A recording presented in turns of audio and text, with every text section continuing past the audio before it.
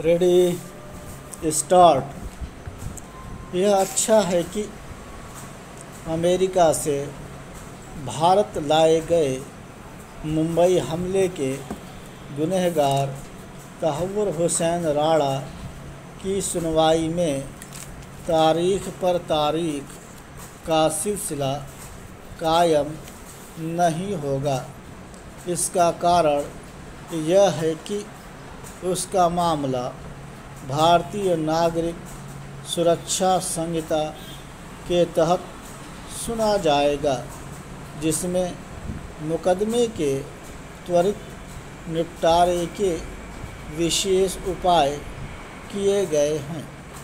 यह सुनिश्चित किया जाना चाहिए कि ऐसा ही हो, क्योंकि अपने देश में खूंखार आतंकियों को सज़ा देने में भी अनावश्यक देर हो जाती है।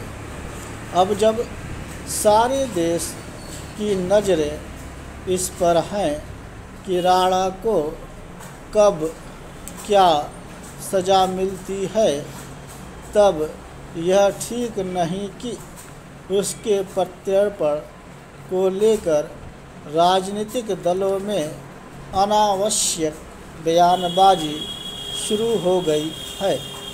कांग्रेस को अचानक याद आ गया कि राष्ट्रीय जांच एजेंसी का गठन मनमोहन सरकार के समय हुआ था और उसके प्रयासों के चलते ही राणा को भारत लाया जाना संभव हो सका। उसके नेता यह बताने के साथ ही यह भी इंगित करने की कोशिश कर रहे हैं कि मोदी सरकार ने राणा को भारत लाने के लिए कुछ विशेष नहीं किया।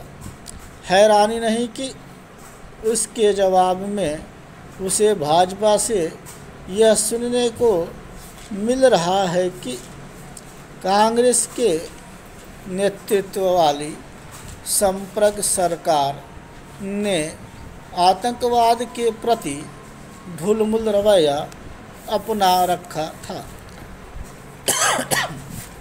अच्छा होता कि इस मामले में दलगत राजनीति का परिचय देने से बचा जाता और सभी दल एक स्वर में आतंकवाद से लड़ने के प्रति प्रतिबद्धता व्यक्त करते।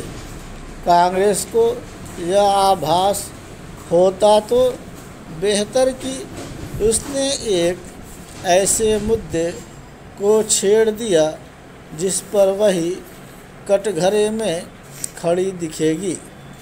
यह एक तथ्य है कि मनमोहन सरकार के समय देश में आतंकी हमलों की झड़ी लग गई थी।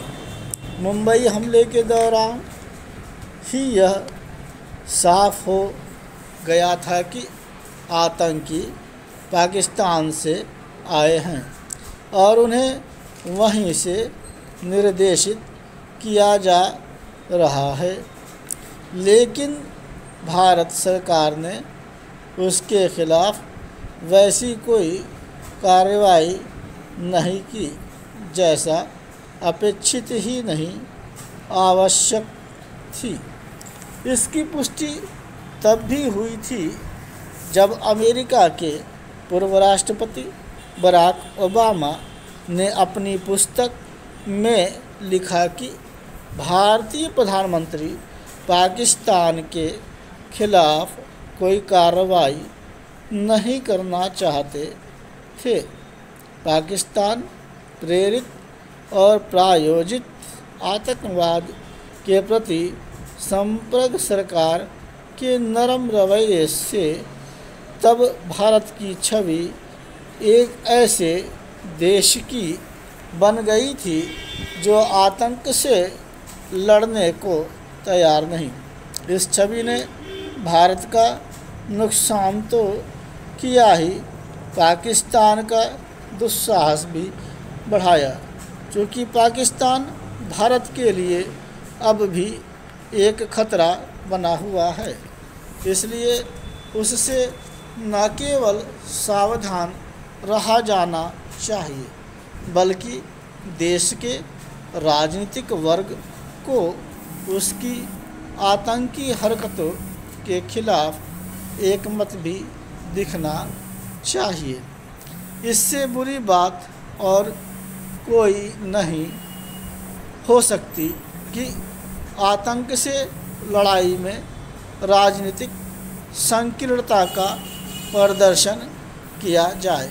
इससे आतंक के खिलाफ लड़ाई कमज़ोर ही होती है।